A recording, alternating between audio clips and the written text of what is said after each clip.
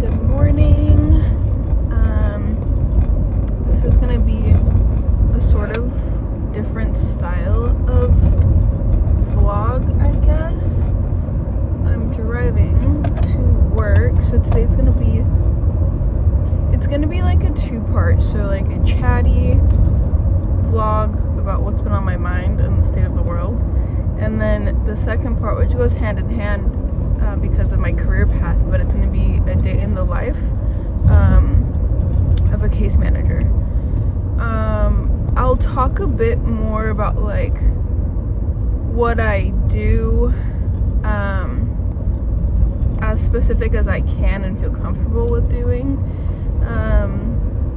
and then I'll do that probably on my lunch break. But right now I'm just starting my day by heading to work. I got my coffee in hand. There's a bunch of traffic as per usual. So typically I start my day 7:30. I get there with traffic. Sometimes it takes me a little bit longer, so I'll get there closer to like 7:35, 7:40. But I'm answering emails by the start of 7:30, whether that's to my supervisor, my coworkers, responding to my clients or client concerns. And that starts from 7:30, and I end my day answering emails, documenting by 5 p.m. And I'm able to work 80 hours a week, but still get every other Friday off because of that longer work day, which I'm really grateful for. Some days you really feel all 9.5 hours of the day, but most days, thankfully, it goes by mostly smoothly. So yeah, I'll report back probably once I'm eating my breakfast and I'm in the office. Maybe I'll try to film what I wear. It's not very interesting day to day, but yeah, I'll take you along.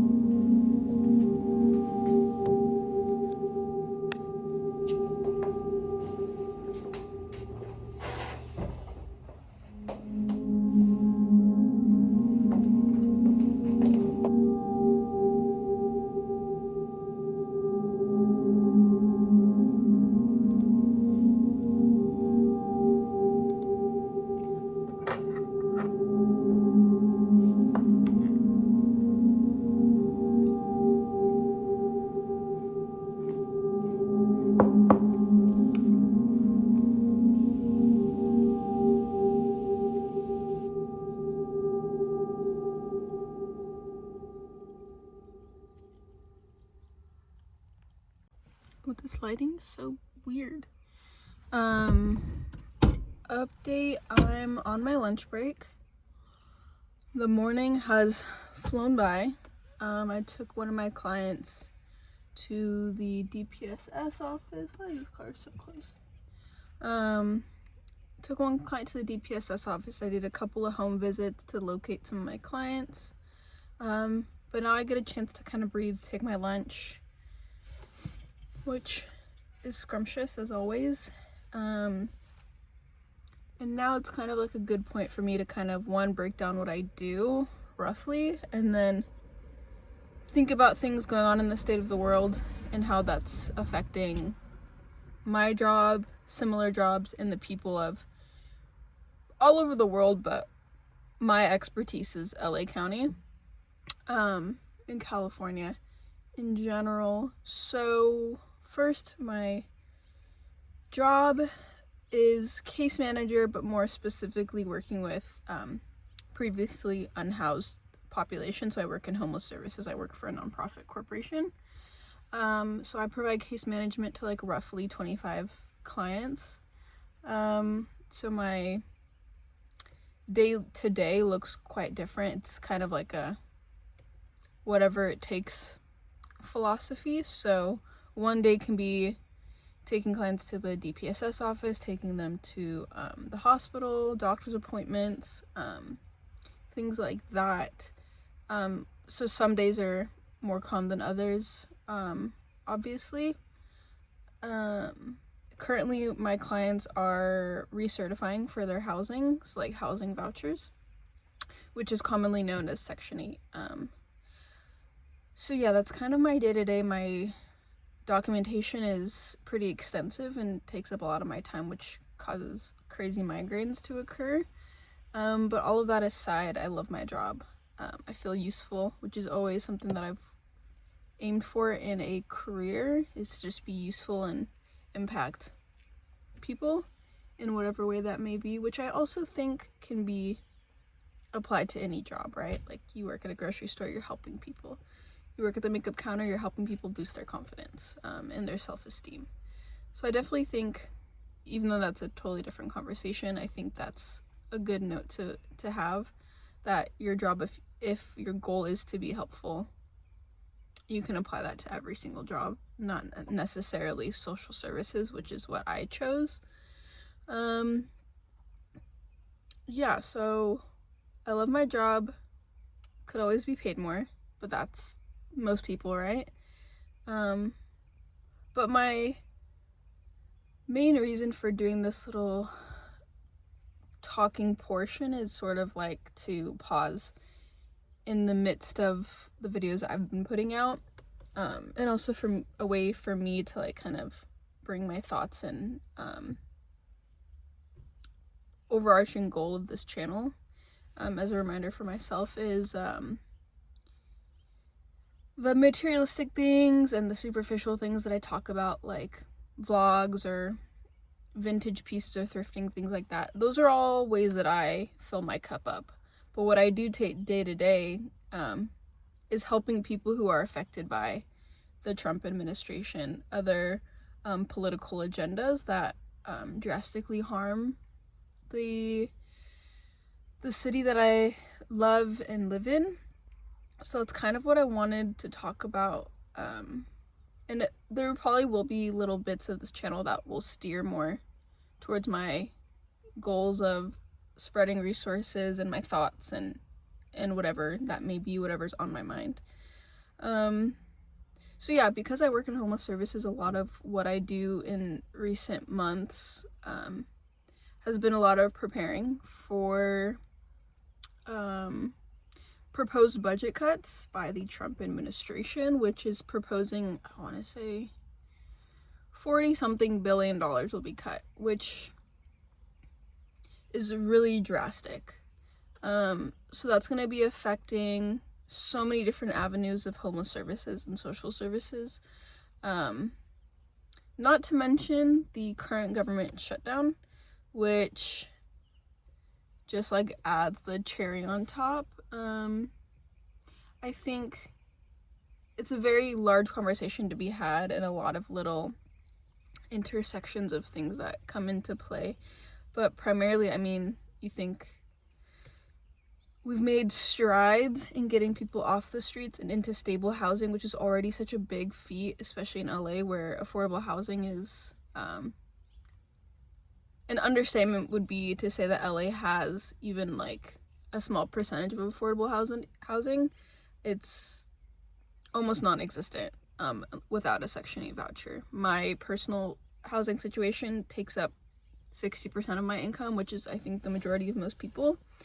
And so I think when you apply that to people who are previously unhoused and are still looking to get stable housing, a proposed budget cut like that makes it far more difficult to obtain a voucher. Vouchers are going to become increasingly rare within 2026. And so people who currently have vouchers are going to be holding on to them for dear life, and the people that have been on the wait list will just be further pushed down on the wait list because the funding for different Section 8 housing properties are just going to be slim to none. So with that being said, when people can't get affordable permanent housing, they have to either go back to the streets or they begin to flood homeless shelters. Homeless shelters are meant to be temporary. So with that comes into strained resources, which is just going to slowly undo all the progress that LA County primarily, which is what I'm talking about, has worked towards. I think within the past couple years, we've pushed the homeless rate to like down 10% or 9%. And so it's really unfortunate to think that this administration and this proposed budget cut is going to be undoing a lot of that. I also think with the government shutdown, my clients directly are facing lack of resources. With the government shutdown, federal buildings like Social Security is unable to provide award letters, which is needed for people who are receiving government assistance to qualify for further resources.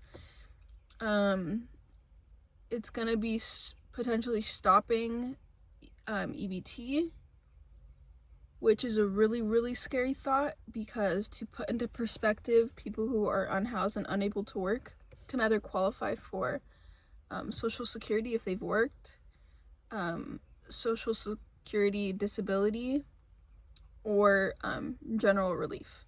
So Social Security is the coveted one. That's what people want. You're probably going to get the most amount for that. And then general relief GR is going to be $200, $221 maximum. And the requirement for that is that you have $100 or less in your bank account. So that already, to qualify for any of these incomes, are so strategically placed and hard to obtain. And so when somebody, let's say you're getting GR only, you're not qualified for Social Security, you only get GR $221, and now food stamps are being cut. Now your $221 needs to cover your housing, your food, transportation, clothing, hygiene. So just thinking big picture, that's impossible, right? Because groceries for myself and my partner is about $200 every week. So these are things that are on my mind and make me really worried. And so with the food stamps being cut with this government shutdown and the funding not being distributed during this time frame, another resource that will be stretched so thin will be food pantries. And so I'll wrap up this tangent that I'm on, which is very valid tangent, I'll give myself that, is that this is a point in time where, yes, it is up to government and politicians and people above us to ultimately end the government shutdown and form an agreement, but it's also up to us for who we vote into office, into our local governments and councils. It's up to us to volunteer at food banks. It's up to us to show empathy for others. It's up to us to love thy neighbor. And so I can't stress that enough, because these are things that are on my mind constantly, and I work in the field. So I think for a lot of people who are just trying to survive and work their regular 9-to-5 job, this is a friendly reminder that the world around us is drastically changing, majority for the worse. And so this is sort of a call to action to every single person on every level, to just show up and at least to educate yourself, and look at what food banks are in the area, look where you can volunteer or donate. And yeah, I think I'll stop my rant here. But yeah, I'm gonna finish up my lunch, try to take a couple deep breaths as I got myself a little bit amped up. On a side note, I'll flip the camera.